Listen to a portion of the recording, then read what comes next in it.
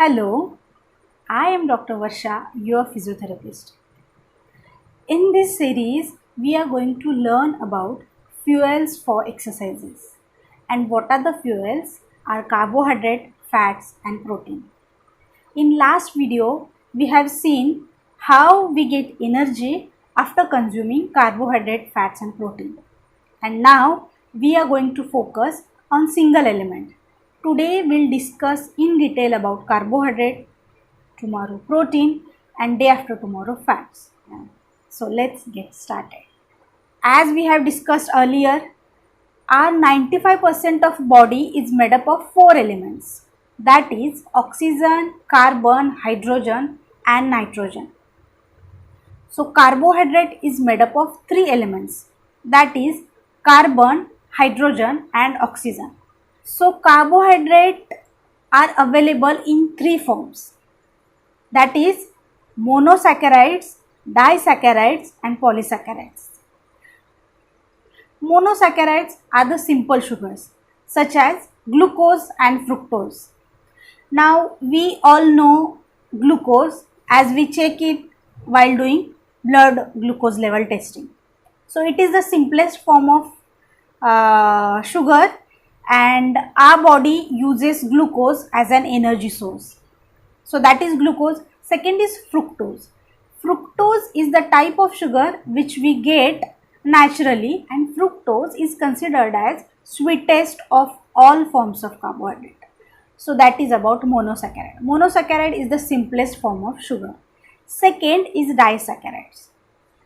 When two molecules of monosaccharides are combined and it forms disaccharides. Okay, so examples of disaccharides are sucrose or maltose. Now sucrose is nothing but combination of glucose and fructose, and maltose is a combination of two glucose molecules. So that is about disaccharides. Now third is polysaccharides. Polysaccharides are the combinations of three or more monosaccharides. It can be combination of three monosaccharides or can be combinations of hundreds of monosaccharides. So examples of polysaccharides are starch and cellulose. Now starch is important source of carbohydrate in the diet, and various food items contain starch like grains, corn, peas, potatoes. All these food items contain starch, and starch are easily digestible and a good source of carbohydrate in a human's diet. So this is about starch. Now cellulose. The enzyme required to digest cellulose is absent in our body. So it is discarded as a waste material in human body. So this is about cellulose and starch. Now we have discussed three forms of carbohydrate. Those are monosaccharides, disaccharides and polysaccharides. Now to understand carbohydrate, I'll tell you in simple language, carbohydrates can be divided into three things.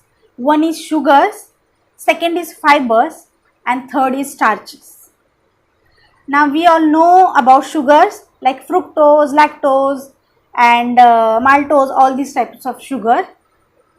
In the video I am not going to go in detail about sugar. Second is starch and fibers. So starch we have discussed, we know the food items like peas, potatoes, corns, grains, all these food items contain starch and it is very healthy, easily digested and good carbohydrates for our body. Now we'll see the functions of carbohydrate. The first and most important function is it acts as an energy source. Carbohydrate is the most economical and easily available energy source. Each gram of carbohydrate provides 4 kilocalories of energy, and our body needs continuous supply of carbohydrate to maintain all the vital functions of our body. So second is it has protein sparing action.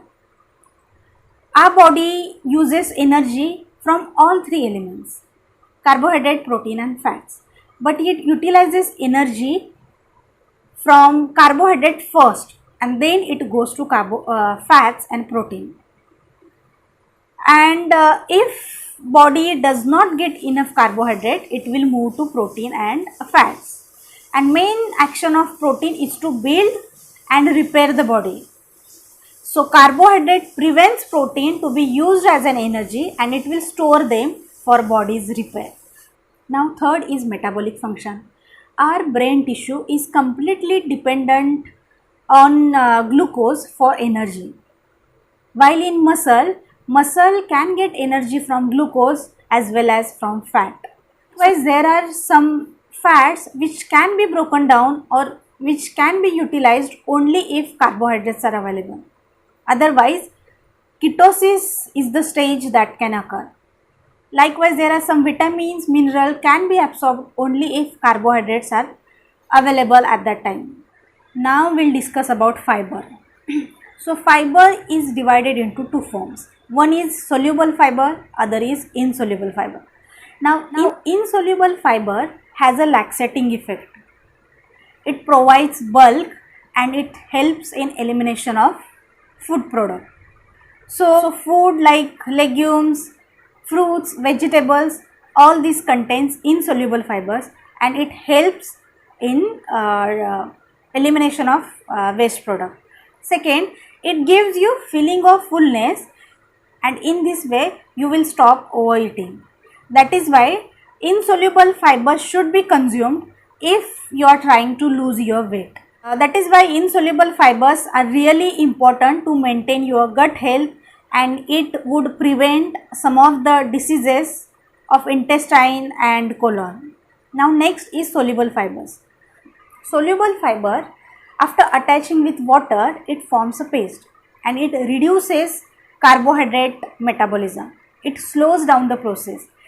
Second, soluble fiber has a binding capacity. It binds with bile salt and with cholesterol, and so that cholesterol can be excreted instead of absorbing in our body. And even bile salts are dangerous for our body. In this way, it will reduce the insulin, it will reduce the blood sugar level and it is good in diabetes. Now let me explain you about the relation. Our normal blood sugar level is 70 to 120 mg of 100 ml of blood. When it goes below 70 mg, hunger occurs and we eat food. When we eat food, our blood sugar level again increases. Increased blood sugar level stimulates beta cell in pancreas and it releases insulin. Now this insulin stimulates liver, muscle and fat cells to utilize the increased glucose in the blood. In this way, blood sugar level again normalized or get reduced. Insulin is the only hormone which can reduce the blood sugar level, and that mechanism is hampered in diabetic patient. So they are provided with insulin injection or medicines which will maintain their blood sugar level. Prolonged inadequate consumption of carbohydrate can lead to liver damage, constipation, colon cancer. Dietitian recommends at least 50 to 60% of your whole diet should be carbohydrate and it should not be less than that. Now this glucose is stored in glycogen form in our body and it is stored in liver and in muscle, but they are stored in very small amount. So that means if you consume a huge number of carbohydrate at one time, it is not going to be useful. Remaining carbohydrate is going to be saved as an fat. So our body needs constant supply of carbohydrates. So in this way, carbohydrates are the necessary elements to maintain your vital body functions as well as during exercise. That's why we recommend athlete to have carbohydrate before the exercise, during the exercise and even after the exercise, because they gives you constant energy.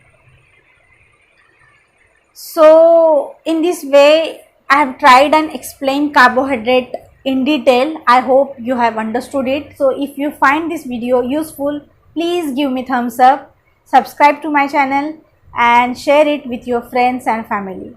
Thank you.